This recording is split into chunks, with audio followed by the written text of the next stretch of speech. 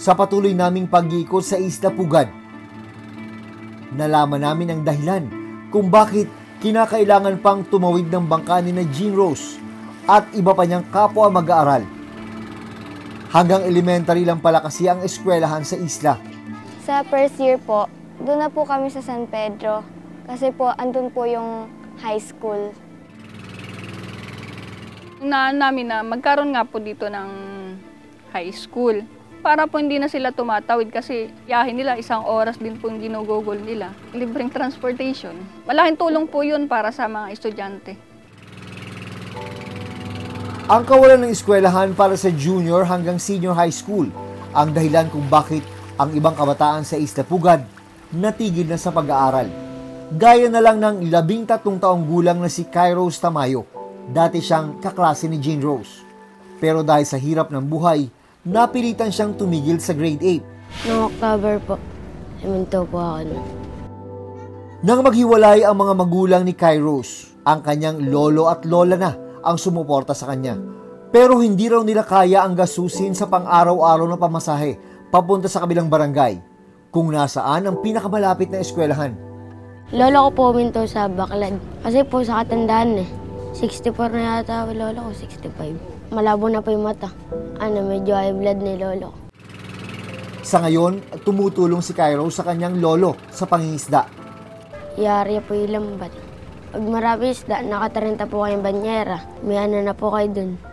600 or kaya 700. Pag lang po, konti lang po huli o kaya 3, wala po kayong kaparte. Pero hindi pa rin daw nawawalan ng pag-asa ang bata na muling makabalik sa pag-aaral. Gusto ko po paglaki ko, gusto ko po maging polis kasi gusto ko po makulong yung mga masamang tao. Ayon sa huling pag-aaral ng Philippine Statistics Authority o PSA noong 2024, mahigit 10 milyong kabataang Pilipino ang out of school. Isa sa nakikitang dahilan ng hindi pagpapatuloy ng pag-aaral ay ang kawalan ng access sa mga paaralan. Bawat bata, iba-ibang challenges in access in that respect. Again, those are the things you have to think through. Like kunyari, alam ko, yung isang tanong is, maglalagay ba ako sa eskwela malapit? Pero pag naglagay ka sa eskwela malapit, ang sunod na tanong is, may teacher ka ba malalagay? Maaaring ito ay dahil na din sa yung budget implication. Dahil malaki, marami ang mga batang nangangailangan, marami ang kailanganing teacher, at tayo nag-i-evolve lang within the budget na nare-receive natin. Kung ikukumpara sa ibang bansa, yung education spending siguro hindi pa tayo nakakasapat doon. Hindi pa tayo nakakapantay. Sa isinagawang survey ng Social Weather Stations noong January 2025, isa ang equal access to education sa mga kinukonsidera ng mga botante sa pagpili ng mga kandidato ngayong darating na eleksyon. 92% ang nagsabing mahalaga na kabilang ito sa plataporma ng kanilang mapipiling kandidato. Sa huling datos ng Department of Education o DepEd na inilabas nito lang nakaraang taon, mahigit 165,000 ang kulang na classroom sa buong bansa. At para mapunan ito, kakailanganin ng 413.6 billion pesos para maging sapat ang silid-aralan para sa mahigit 23 million na estudyante sa mga public school kada taon. Tulad ng paaralan ni Jean Rose, kinailangan ding magkaroon ng shifting sa klase ng Hagonoy East Central School dahil sa kakulangan ng classroom nung una namin silang binisita. Ang ilan kasi sa kanilang silid-aralan, lubog na sa tubig at hindi na magamit. Ang sabi ng mga teacher dito, kung tayo lalakad sa bandang gitna ng tubig na to, aabot yung tubig hanggang sa bewang. Nag-AM yung kalahati, papalitan uli ng kalahati sa hapon. Nag-shifting na po kayo kasi kung di kayo mag-shifting, kakasakit po mga bata.